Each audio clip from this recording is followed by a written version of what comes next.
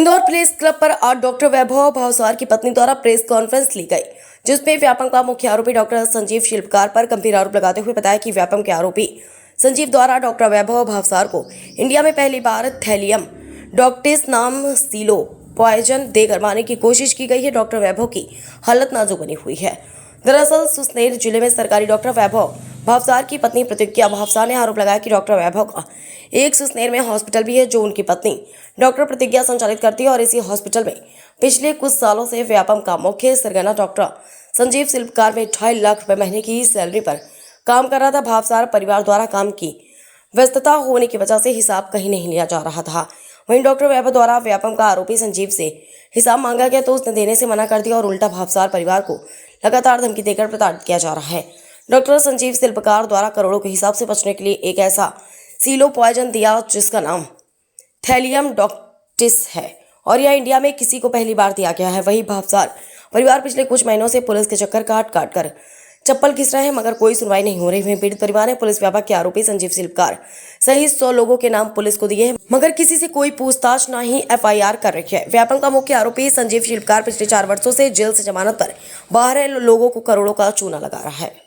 प्रतिज्ञा डॉक्टर वैभव भावसार मेरे हस्बैंड तो सरकारी अस्पताल में एक डॉक्टर थे, अच्छे पद पे कार्यरत थे। काफ़ी लंबे समय तक भी बीमार होने के बाद हमें पता चला, मैं इंदौर बड़ौदा लेके गई, वहाँ मुझे पता चला कि इनको एक स्लो पॉइजन दिया गया है, थैलियम टॉक्सिक नाम का स्लो पॉइजन, जो इंडिया में आसानी से अवेलेबल नहीं होता है, ना इंडिया का इसमें कोई प्रेजेंट केस है।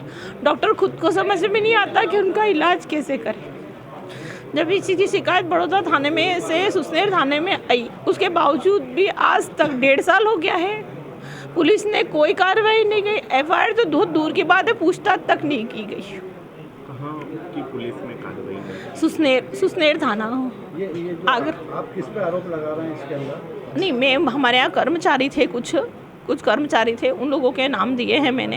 पहले मुझे किसी पे डाउट नहीं था, ना मैं किसी का बारे में सोचती थी, पर जब है ना सब लोगों का व्यवहार धीरे धीरे चेंज हुआ, तरीके चेंज हुए और फिर मैंने सबकी हमारे जितना स्टाफ था, हमारे सर 45 लोगों का स्टाफ था और डॉक्टर थे। जब मैंने सबकी इन्फॉर्मेशन निकाली तो कुछ सिलेक्टेड लोगों की इन्फॉर्मेशन गूगल पे आई कि कोई क्या है कोई क्या है। इसमें जिस बंदे का नाम ले रही हूँ मैं, वो सरगना है, व्यापम घोटाले में था, 3 साल जेल रह के आया है और अभी बेल पे है 2016 से। डॉक्टर संजीव कुमार शिल्पकार। मैंने थाने पे बोला कि आप उनसे पूछताछ कीजिए, मैं आरोप नहीं लगा रही किसी पे, पर अगर मुझे 1% भी डाउट है किसी के ऊपर तो पुलिस को पूछताछ करनी चाहिए। पुलिस ने आज तक पूछताछ नहीं करी। 2 महीने हो गए आवेदन दिए मुझे और 1.5 साल से तो मैं पुलिस थाने के राउंड लगा के थक गई। 1% कुछ करा ही नहीं जा रहा है उनके लिए। ये कौन सा पॉइजन दिया गया है? ये थैलियम टॉक्सिसिटी एक स्लो पॉइजन है, जो इंडिया में पहला केस है जिसमें व्यक्ति कम से कम जीवित है और डॉक्टर को इलाज करना समझ में नहीं आता कि इसका इलाज कैसे किया जाए। ये क्यों किया गया है इनके साथ? नहीं पता सर, यही तो जानने के लिए मैं थाने पे गई थी, क्योंकि डॉक्टर वैभव का नेचर ऐसा था, ना कोई झगड़ा ना कोई फसाद। अरे सर, वो ऐसे इंसान थे कि अगर उनकी जेब में 10 रुपये है और आप मांगोगे ना कि सर 20 रुपये दे दो, तो वो 10 तो जेब के दे देंगे और 10 कहीं और से अरेंज करके दे देंगे। वो ऐसे इंसान थे। आपने बताया है कि